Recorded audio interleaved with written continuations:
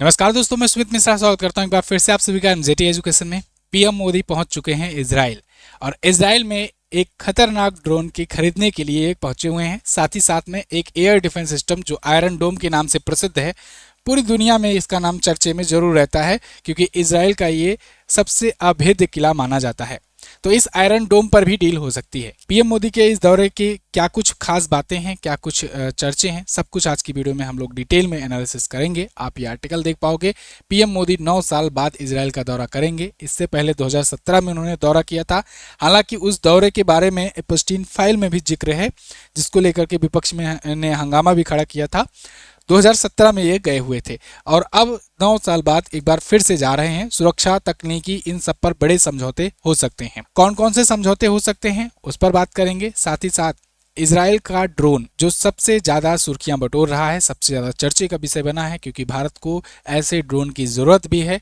क्योंकि उधर तुर्की जो है पाकिस्तान को फुल सपोर्ट दे देता है अपना बख्तियार TB2 ड्रोन दे करके। तो ऐसे में भारत जो है ड्रोन टेक्नोलॉजी में भी आगे बढ़ना चाहता है, लेकिन अभी के लिए इंस्टेंटली तो नहीं बढ़ा जा सकता है।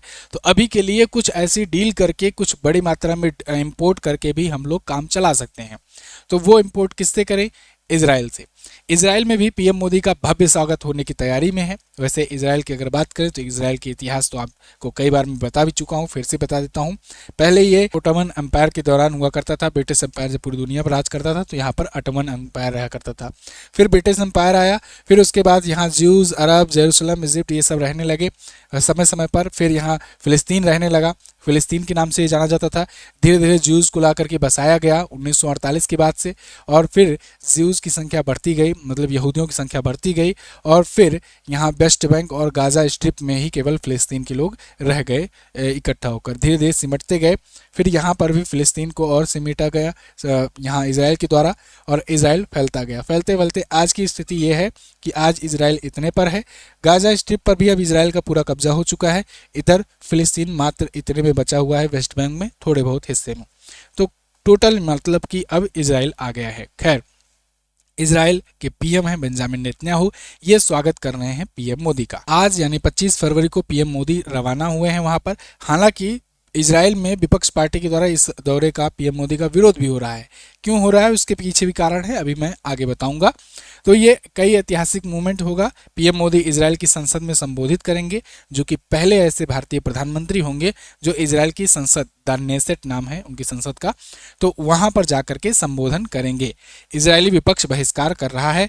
ड्रोन, आयरन डोम, ऐसी बड़ी डिफेंस डील भी हो सकती है। मैप में अगर लोकेशन की बात करें तो आप देखोगे ये रहा अपना प्यारा भारत। यहाँ से आप पाकिस्तान, अफगानिस्तान, ईरान वगैरह, इराक छोड़ते आओ, जॉर्डन, फिर इसके बाद यहाँ छोटा सा देश मिलेगा इजराइल। ये इजराइल है, टोटल इतने में ही है। ऊपर लेबनान है, नीचे इधर इजिप्ट शुरू हो जाता है, मिस्र शुरू हो जाता है। तो इजराइल का दौरा कर रहे हैं पीएम मोदी। अच्छा, यहाँ पर नेतन्याहू से ये प्राइवेट मीटिंग भी करेंगे। साथ ही साथ एक ज्वाइंट स्टेटमेंट भी आएगा, डिफेंस डील भी हो सकती है। टेक्नोलॉजी एग्जीबिशन का दौरा करेंगे। बेंजामिन नेतन्याहू ने इस बात को लेकर के, इस मीटिंग को लेकर के पोस्ट किया। इन्होंने कहा कि मेरा प्रिय मित्र मोदी आ रहा है, इंतजार है। My dear friend Modi is coming, I am waiting. तो अब देखो यहाँ पर विपक्ष बहिष्कार क्यों कर रहा है। कारण ये है कि जब ये संसद में जाकर के संबोधन करेंगे पीएम मोदी, तो वहां पर संसद के जो स्पीकर है ना, अमीर ओहाना, इन्होंने सुप्रीम कोर्ट के चीफ जस्टिस जो कि आइजैक अमित हैं, इनको नहीं इनवाइट किया। मतलब इतना बड़ा इवेंट है लेकिन वहां के चीफ जस्टिस को इनवाइट नहीं किया जा रहा है, जबकि वो इनवाइट किए जा सकते हैं संसद में। तो इसलिए जब विपक्ष की पार्टी ने जब ये बात सुनी कि उनको नहीं इनवाइट किया जा रहा है, तो उन्होंने कहा कि चीफ जस्टिस को नहीं बुलाया जा रहा है, उनका बहिष्कार, तो मतलब हमारा भी बहिष्कार। इस बात से बहिष्कार कर रहे हैं। मतलब अपने देश के विपक्ष के नेताओं की तरह नहीं है कि जा करके नंगे होकर के पहुंच जाएं, कोई भी समिट हो रही हो उसमें, इस टाइप का नहीं है। यहाँ पर कहा जा रहा है कि चीफ जस्टिस को भी बुलाओ, नहीं तो फिर हम भी नहीं आएंगे। और जब आधा संसद आधा रहेगा, खाली रहेगा, तो फिर वहां पर पीएम मोदी अगर भाषण देंगे तो वो भी नहीं अच्छा लगेगा। खैर, अब आगे देखते हैं कि क्या होता है जब ये भाषण देंगे, तब वो लोग आते हैं कि नहीं आते हैं। हो सकता है चीफ जस्टिस को लास्ट टाइम पर बुला लिया जाए वहां के। ठीक है। खैर, यहाँ पर पीएम मोदी जो है यदवासिम हेलिकॉस्ट मेमोरियल जाएंगे, जहां पर नाजी जर्मनी ने 60 लाख से ज़्यादा यहूदियों को मार दिया था, जिसमें 15 लाख बच्चे भी शामिल थे। आपने पढ़ा भी होगा कि सेकेंड वर्ल्ड वॉर में सबसे ज़्यादा यहूदियों को नाजी जर्मनी के द्वारा मारा गया था और इसी वजह से ये सब चीज़ें चल रही थी।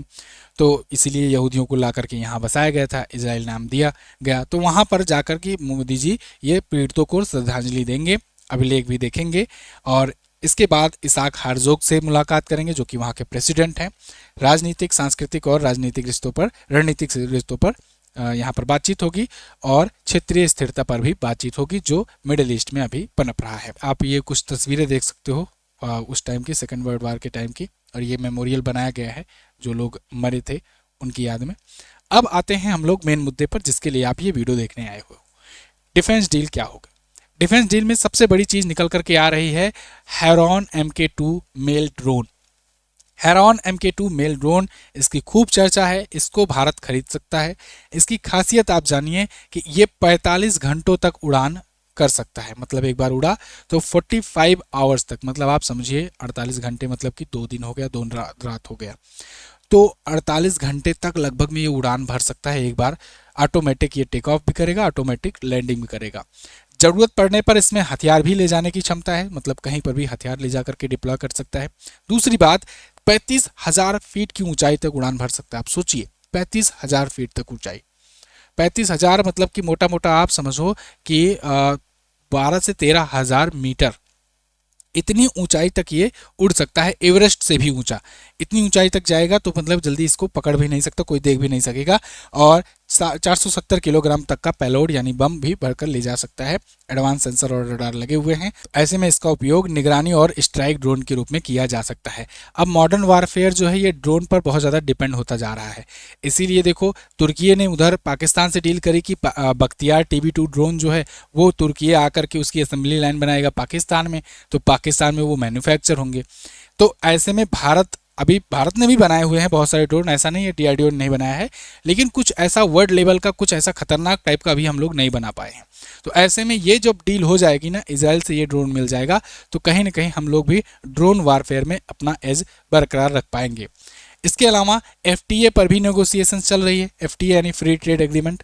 आपने देखा भारत सरकार ने पिछले कुछ सालों में लगातार मतलब 38 से ज़्यादा देशों के साथ किया है FTA, जिनमें से 27 देशों का एक अकेला संगठन यूरोपियन यूनियन ही है।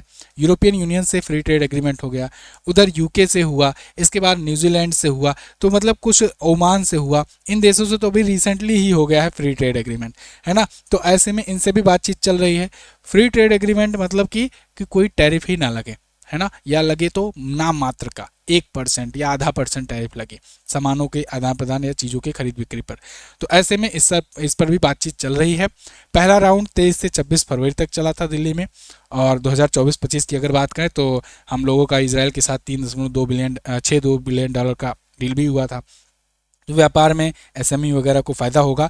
और हाँ, ये जो ड्रोन बनेगा, ये हो सकता है कि भारत इस बात पर भी नेगोशिएट कर ले कि ये ड्रोन हम तो कुछ अभी मात्रा में खरीदें, इसके अलावा ये ड्रोन आकर के हमारे देश में बनाओ।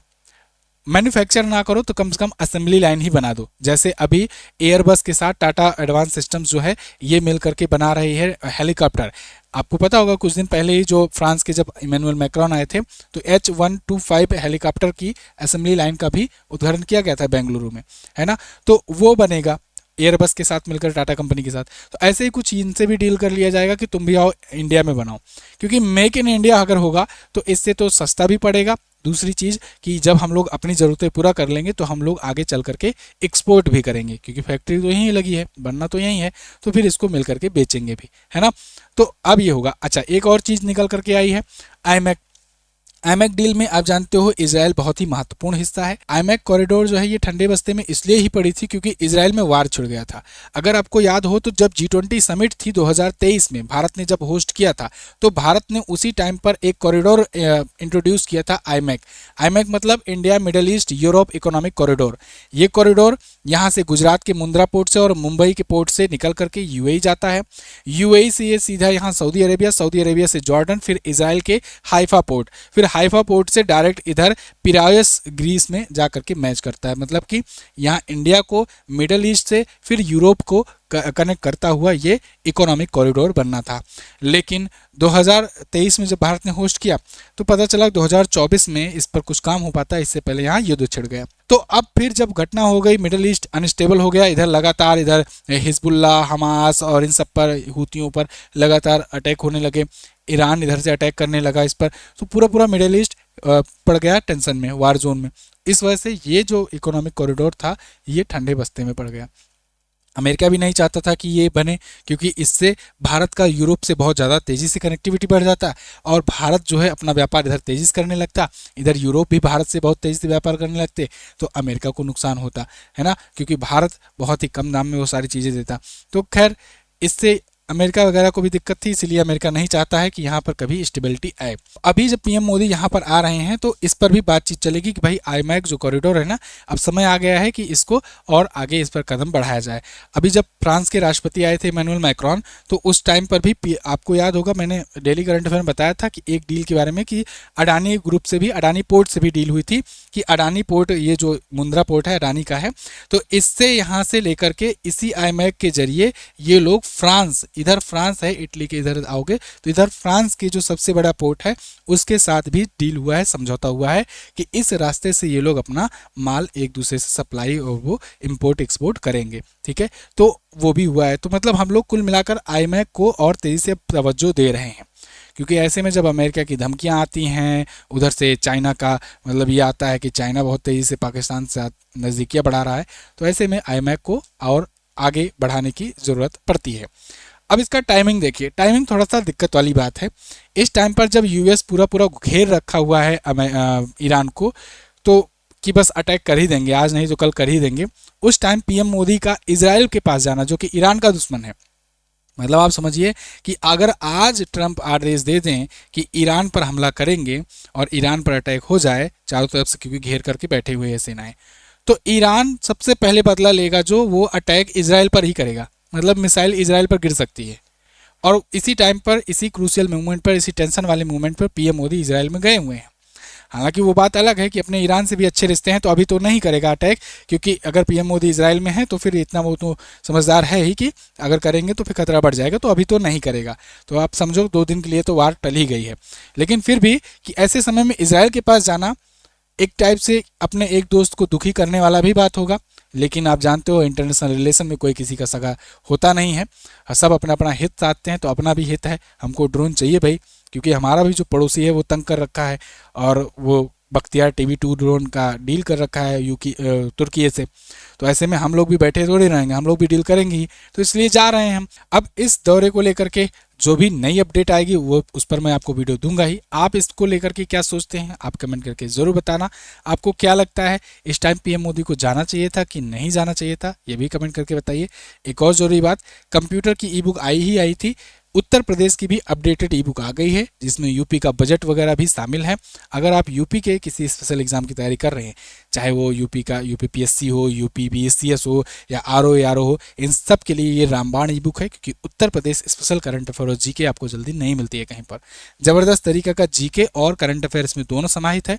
ये ई-बुक भी आप जाकर MJT ऐप पर ले पाओगे। और हाँ, कंप्यूटर की ई-बुक तो आई हुई है, इसको भी ज़बरदस्त तरीके से बनाया गया है, तो आप ये दोनों ही ई-बुक हमारे एप्लीकेशन से प्राप्त कर पाओगे। इसके अलावा हमारे करंट अफेयर की भी बुक प्राप्त कर सकते हो, चाहे मंथली हो, लास्ट 6 मंथ का हो, 3 मंथ का हो या ईयरली हो, ये सब आप ले सकते हो। कहाँ से? MJT ऐप से। सबका यहाँ डेमो वगैरह भी दिया गया है, सबका यहाँ पर सैंपल्स दिया गया है। आप MJT app Google play store से डाउनलोड करना, बेस्ट ई-बुक सेक्शन में जाना, वहीं से जाकर के ढूंढ लेना, ई-बुक मिल जाएगी। Thank you so much. किसी भी सहायता के लिए इस नंबर पर व्हाट्सएप कीजिए, इस नंबर पर भी आपको हेल्प दी जाएगी। मिलेंगे अगली वीडियो में, तब तक के लिए नमस्कार, जय हिंद, वंदे मातरम।